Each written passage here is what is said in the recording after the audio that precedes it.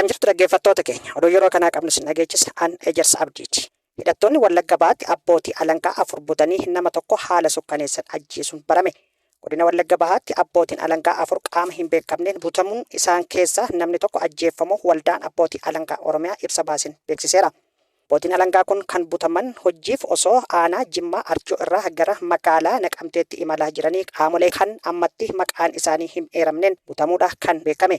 Abbootiin alangaa butaman kunneenis tokkoffaan obbo Naggasaa Kabbadaa, lammaffaan obbo Alamaayyoo Massalee, sadaffaan obbo Addisuu Laggasaa, afuraffaan obbo Irgaalam Mitikuu kanneen jedhamanidha. Abbootiin alangaa kunneen guyyaa dheengaddaa sadaasa 15/2018 akka lakkoofsa Itoophiyaatti guyyaa keessaa tilmaaman toora sa'aatii 9tti godina Wallagga Bahaa aanaa Jimmaa Arjoo ganda haaraa jedhaman waamamutti kan butaman ta'uu waldaan abbootii alangaa ibsa isaatiin eeree jira. Abbootii alangaa afran butaman keessaa obbo Naggasee Kabbadaa yoo ajjeefaman kanneen afan sadan butamanii fudhatamuu eessa akka jiran kan hin beekamne ta'uudha kan gabaafame.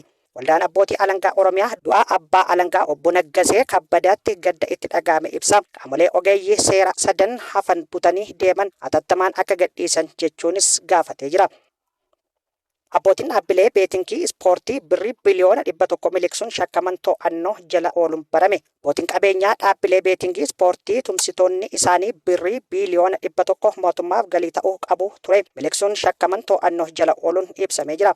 Tajaajilli nageenya odeeffannoo biyyaalessaa ibsa kaleessa baaseen kana kan ifoomse yoo ta'u dhaabbileen beetingii ispoortii dhaabbilee sirna kaffaltii dhiyeessin agrigeetar jedhaman irratti to'annoo fi hordoffii gochaa turuun himamee jira. Hordoffii kanaan dhaabbileen eeyyama qaban garuu dhaabbilee eeyyamichaan hojjechaa hin jirre dhaabbileen gochaalee seeran alaa irratti bobba'uun eeyyamni isaanii jalaa haqame akkasumas dhaabbileen eeyyama hin qabne intarneeta fayyadamuun gochaa seeran alaa irratti bobba'uun namoonni shakkaman 24 to'atamuun ibsamee jira. Dhaabbileen kun tooftaalee kaffaltii maallaqa garaagaraa fayyadamuun gibira haga kaffaluu qaban osoo hin kaffalin jedhaman kiriiptookarensii dabalatee daddabarsa maallaqa idila addunyaa fayyadamuun maallaqa argatan gara maallaqa alaatti geeddaruun miliqsuuf gara alaatti baasuun himataman. Gama biraan dhaabbanni fiinteek yookaan agrigeetar jedhaman biyya keessatti tajaajila sirna kaffaltii kan dhiyeessan yoo ta'u baankii biyyaalessaa irraa eeyyama qabu ta'us garuu iccitii maamilaa dabarsinee hin kenninu da'oo jedhu fayyadamuun maallaqa dhaabbileen beetingii kun daddabarsan qaama dhimmichi ilaallatu jalaa dhoksuun yookaan xiqqeessanii gabaasuun yakkicha tumsan jechuunis shakkamuun to'atamanii turani. KFO'n hooggansi isaa obbo Alii Abdallaa seeran ala jalaa hidhamuu ilaalchisee ibsa baasuun akka hiikaman gaafate. Dhaabni Federaalaa Oromoo KFO hoogganaan isaa obbo Alii Abdallaa seeran qaama mootummaatiin hidhamuu hordofe ibsa baaseen mootummaan Itoophiyaa Koomishinii Mirga Namooma Itoophiyaa boordii filannoo biyyaalessaa fi hawaasa addunyaatiif waamicha ariifachiisa taasisuun hooggansi isaa kun akka hiikamu cimse gaafate.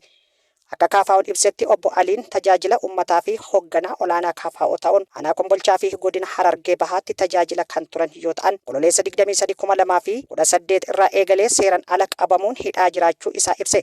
Obbo Aliin nama nagaa fi ogeessa akkaawuntiingiidhaan eebbifame yoo ta'u ilaalcha siyaasaa isaa qofaafif dararaa irra gahaa turuu KFO'n ibsa isaan yaadachiisee jira. Paartichi miseensi isaa hidhaman jedhes yeroo ammaa kana kaambii waraanaa keessatti hidhamanii akka jiru ifoomseera. Kanaanis hooggansa isaa kun sa'aatii 48 keessatti mana murtii irra hin dhiyaanne mirga heeran eeggameef hin kabajamne himanni seeraa irratti banamee tokkoyyuu hin jiru. Buufata poolisii odoo hin taane kaambii waraanaa keessatti hidhamuun mirga abukaatoo fi maatii dubbisuu akka dhabe ibsuun akkasumas dararaa cimaa irraan ga'uun paartichi madda qabatamaa irraa argadheera jechuun himeera. Dabalataanis hooggansi paartii KFO kan hidhaman obbo Aliin yakka hojjetaniif odoo hin taane sababa ilaalcha siyaasaa qofaan yakkamaa ta'uun mana hidhaatti dararamaa jiraachuu paartiin Koongiresii Federaalaa Oromoo beeksiseera.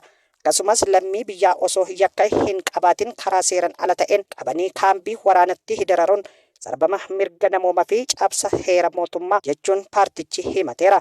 Xumura irratti paartichi hoogganaa isaa dura hidhamee fi mootummaan atattamaan akka hiiku gaafachuun Koomishiniin Mirga Namooma Itoophiyaa haala hidhamaa kanaas hordofuun dararaa isaan irra gahaa jiru akka qulqulleessu akkasumas qaamolee gocha kana raawwatan itti gaafatamaa seeraa akka fudhatan gaafateera. Daballi mindaa hojjettootaa seeran hojii irra nuuf oolaa hin jiru jedhan barsiisonni kutaalee Oromiyaa garaagaraa. Barsiisonni maddeeniif yaada isaanii kennan akka jedhanitti mootummaan dhimma kanaaf xiyyeeffannoo akka kennu gaafatanii jiru.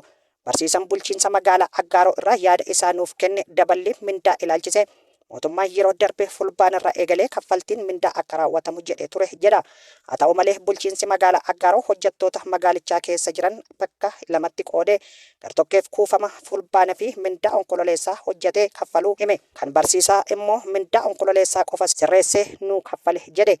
Godina Wallagga Bahaa aanaa Gubbuu Sayyoo irraa barsiisan yaada maddeeniif kenne immoo dabalataan mindaa jedhame hanga ammaa homaa akka hin kaffalaminiif ifoomse.